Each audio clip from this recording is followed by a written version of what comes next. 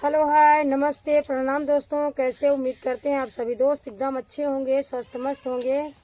और हमारे चाची माई दीदी बहनी हरे सबको कहा ही बहुत ही सुंदर तिलक गीत गावे चलता ही। आप सबको जैसे लगे कमेंट में जरूर आप सब बताइए। जरूर जरूर लगन का सीजन चलती है वही। चलो काहे गुने माती हाथिनिया हाउद नाही था मैया उद नाही था मैया। अब कहे गुण माते हैया जरम तिलक नाही था माई हो। अब कहे गुण माते हैया जरम तिलक नाही था माई हो। कहे गुण माती हाथिनिया हाउद नाही था मैया उद नाही था मैया। अब कहे गुण माते है बाबा रम तिलक नाही था माई हो। अब कहे गुण माते है बाबा रम तिलक नाही था माई हो। बल बिन माती हाथिनिया हाउद नाही था मैया उद नाही था माई। अब नाती गुने माते हाय बारम तिलक नाही था माई हो।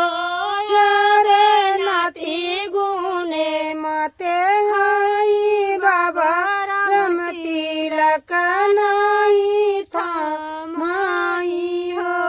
अब कहे गुने माते हाय चाचा रम तिलक नाही था माई हो। यार कहे गुने माते हाय चाचा रम तिलक नाही था माई हो। बल बिन माती हाथिनिया हाउद नाही था मैया उद नाही था माई। अब बेटा गुने माते हाय चाचा रम तिलक नाही था माई हो। यार बेटा गुने माते हाय चाचा रम तिलक नाही था माई हो। अरे अरे माती हाथिनिया हाउद नाही था मैया उद नाही था माई। अब कहे गुने माते हाय भैया रम तिलक नाही था माई हो। अब कहे गुण माते हाय भैया रम तिलक नाही था माई हो।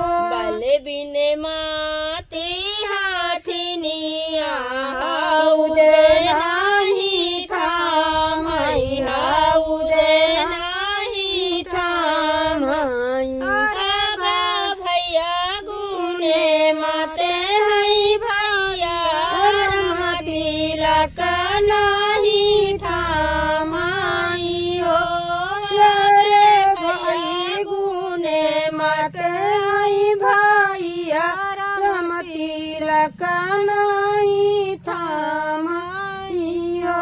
अरे अरे माती हाथिनिया हाउद नाही था मैया उद नाही था माई। अब कहे गुने माते हाय जीजा रम तिलक नाही था माई हो।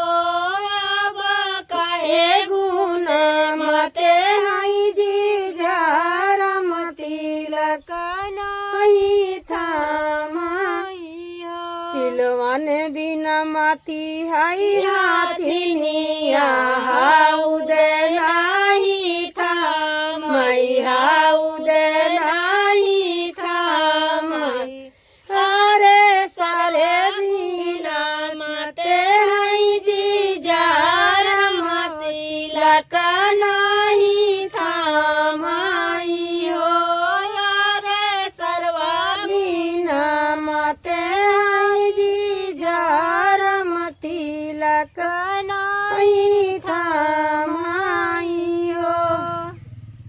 तो दोस्तों ये तिलक गीत था, बहुत ही सुंदर था दोस्तों। कैसा लगा आप लोग कमेंट में जरूर बताइएगा। ये बोला था बहुत सुंदर बा। फिर मिलेंगे। राधे राधे। राधे राधे। एक हाथ में